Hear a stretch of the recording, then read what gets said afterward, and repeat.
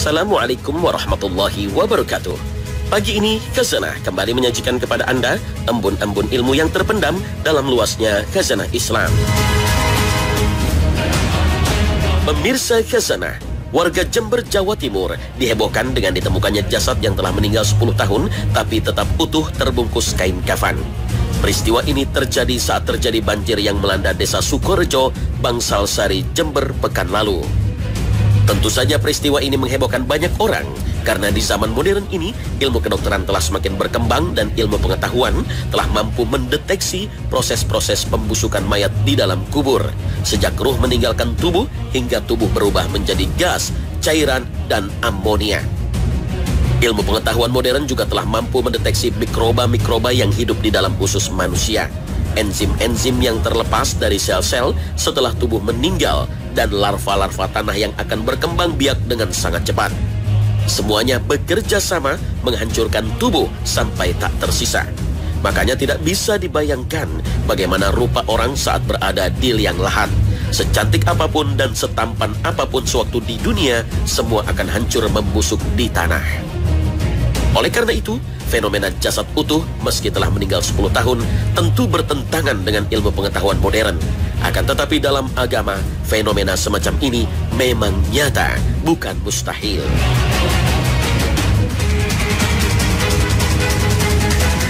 Di antara kematian yang jasadnya tidak hancur adalah mati syahid.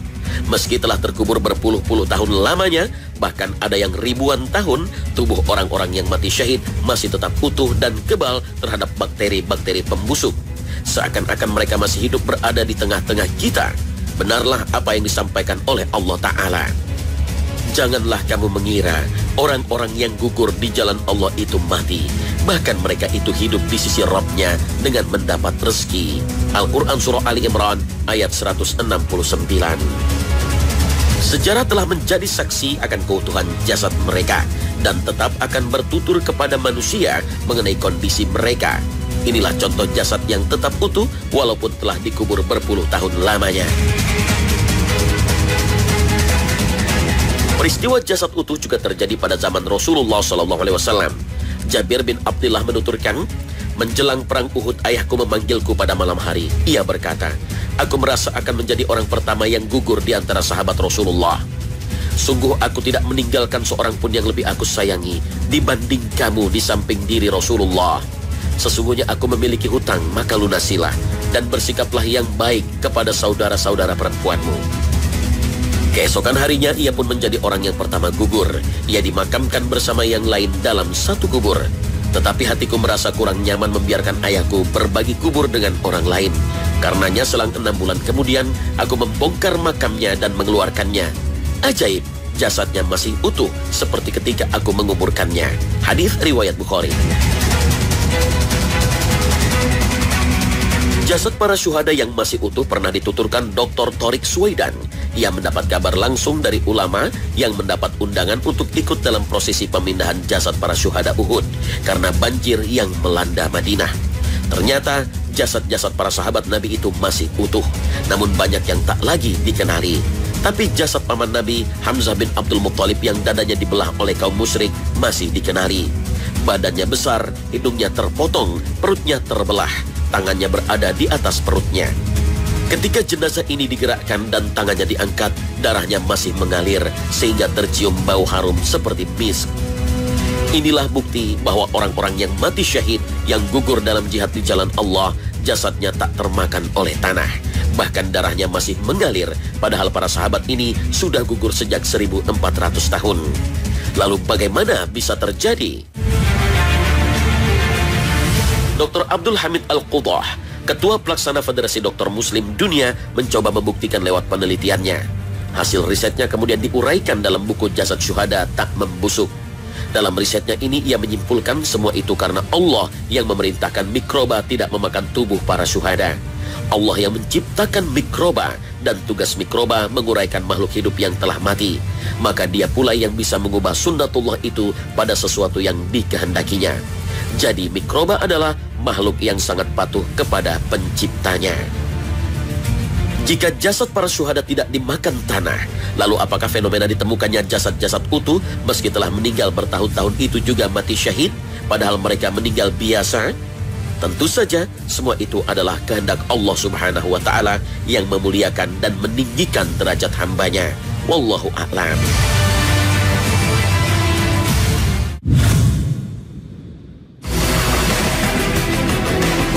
Pemirsa Khazanah, anjing termasuk binatang yang setia dan memiliki insting yang tajam. Karena itulah banyak masyarakat barat memperlakukannya dengan baik, bahkan tak jarang diperlakukan seperti manusia. Selain kebersihan yang selalu dijaga, tempat tinggal dan cara makannya pun sudah tidak lagi layaknya hewan. Padahal setiap binatang memiliki habitat dan cara hidupnya sendiri.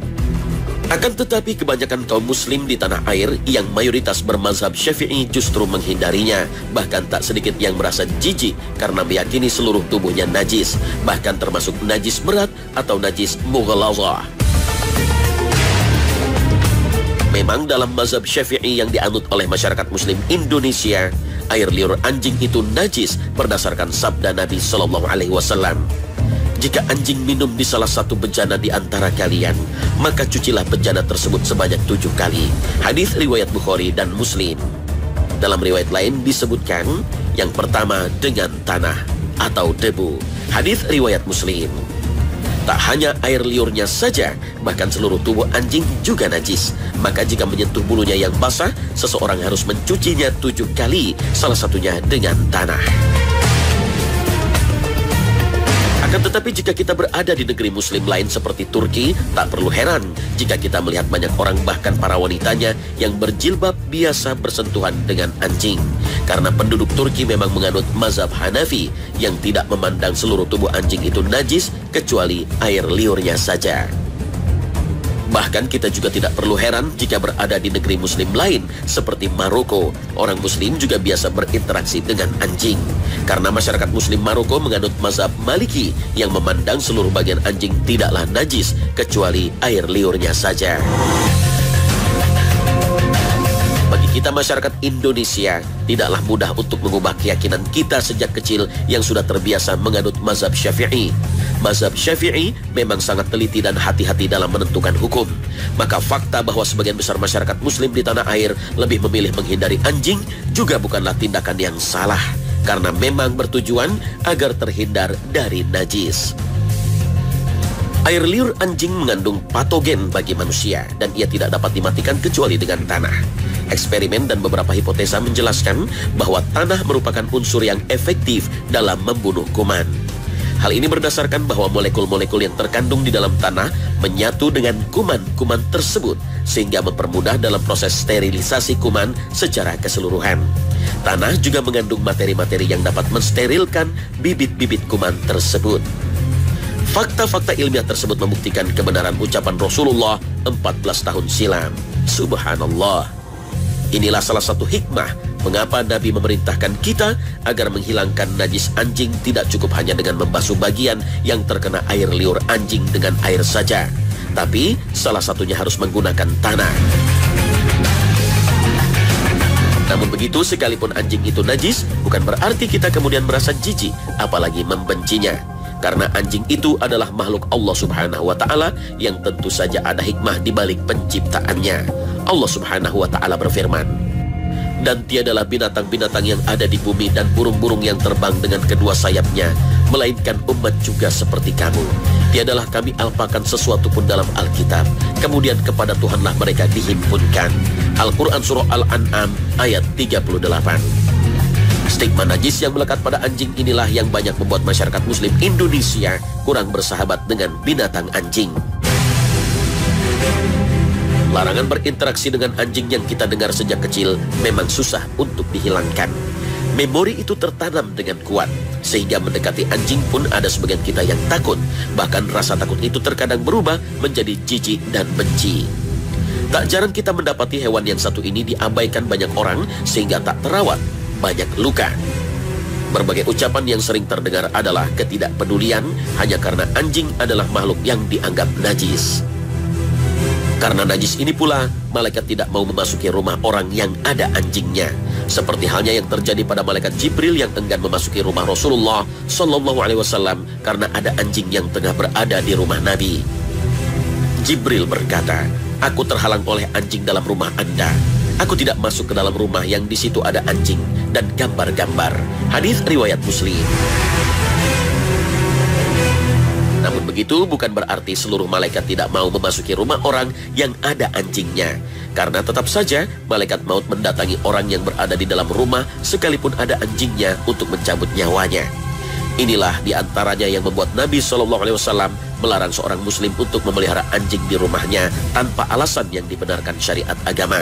Karena jika tetap memeliharanya, Nabi bersabda, "Siapa yang memelihara anjing kecuali untuk berjaga, berburu atau bertani, akan dikurangi pahalanya setiap hari 1 qiraf." Hadis riwayat Bukhari dan Muslim.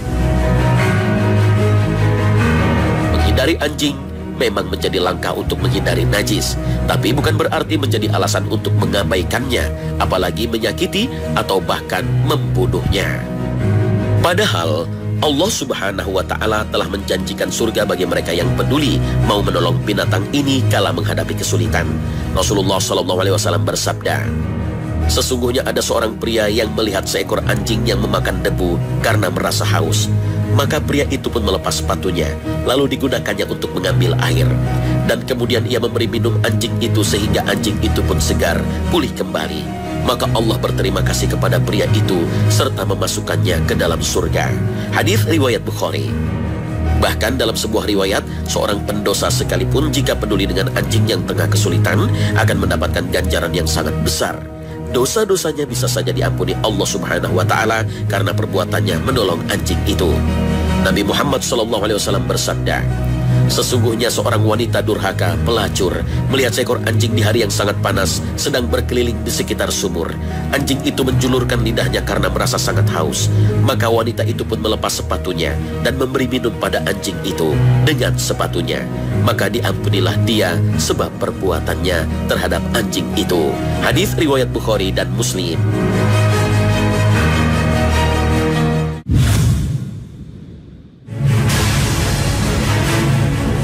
Pemirsa Khazanah, pesepak bola David Beckham pernah mengunggah foto bersama putrinya Harper Beckham di Instagram.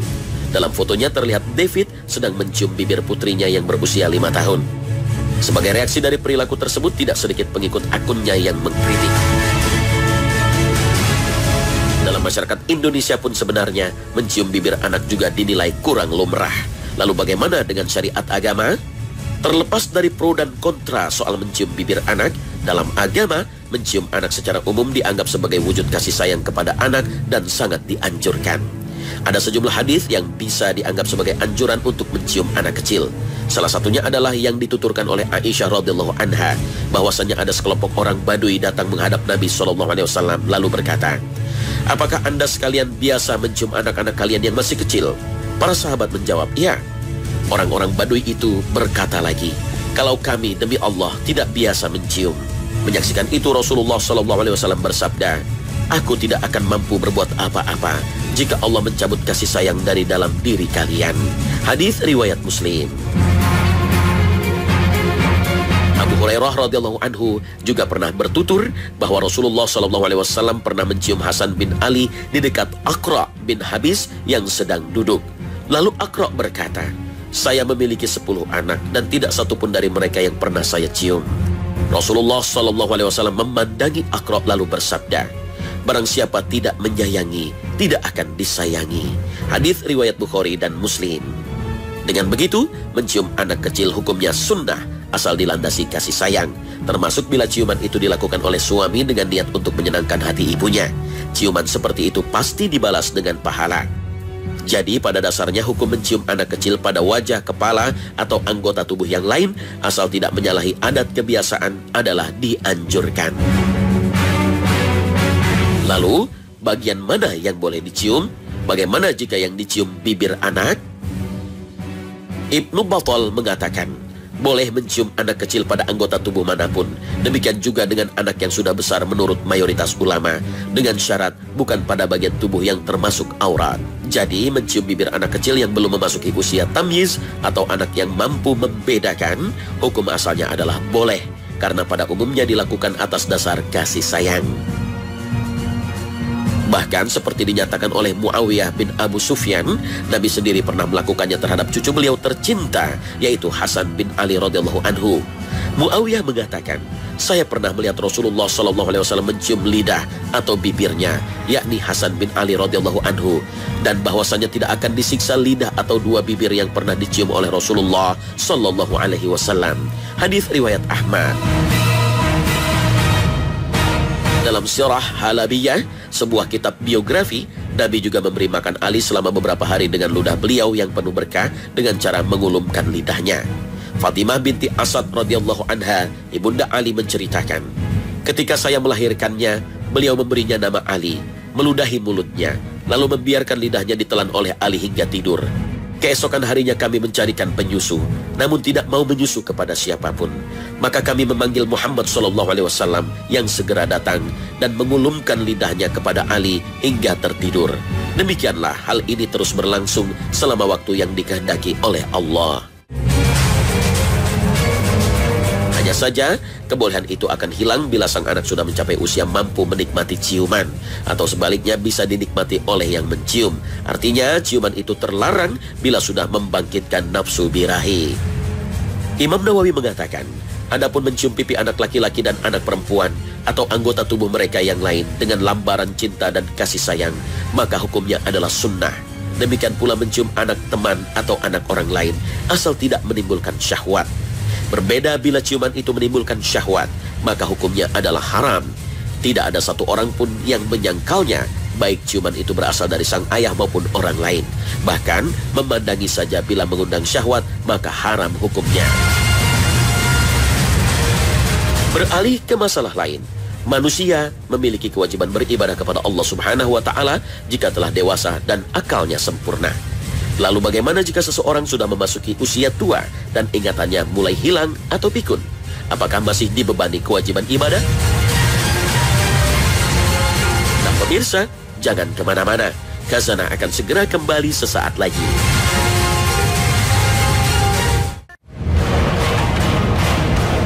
Pemirsa Khazanah, di antara syarat kewajiban menjalankan agama adalah berakal. Lalu bagaimana dengan orang pikun atau gejala yang berhubungan dengan penurunan memori atau keterampilan berpikir yang cukup parah sehingga dapat mengurangi kemampuan seseorang untuk melakukan aktivitas sehari-hari. Oleh karena itu, orang pikun bertingkah dan berpikir seperti anak kecil. Yang perlu dicatat di sini adalah ada dua tipe pikun. Pikun total atau yang disebut dengan demensia primer yang diderita para manula. Umumnya disebabkan oleh faktor saraf yang melapuk karena usia. Tipe kedua, pikun sekunder, yaitu penurunan daya ingat ringan. Bentuknya sering lupa-lupa ingat atau on-off. Lalu bagaimana dengan kewajiban agama mereka sebagai muslim? Orang yang sudah pikun tidak dikenai lagi kewajiban agama. Nabi SAW bersabda, pena pencatat amal diangkat dari 3 orang. Orang yang tidur hingga bangun, anak kecil hingga bermimpi, balik, dan orang gila hingga berakal, sembuh. Dalam riwayat lain dari Ali radhiyallahu anhu ada tambahan, orang pikun. Hadis riwayat Abu Daud. Bila pikunnya total atau permanen, maka sampai meninggal tidak memiliki kewajiban apapun. Dia bagaikan orang yang sudah mati. Dosanya tidak bertambah, tetapi juga tidak bisa lagi menambah amal baiknya, kecuali dengan 3 perkara, yaitu ilmu yang bermanfaat, amal jariah, dan doa yang dipanjatkan oleh anaknya yang soleh. Akan tetapi jika pikunnya sekunder, kadang ingat kadang tidak, on-off, maka dikala ingatannya kembali, kewajiban agamanya pun ikut kembali. Misalnya, dia wajib sholat ketika ingat, dan tidak wajib sholat ketika datang pikunnya, serta tidak wajib diqadha atau diganti.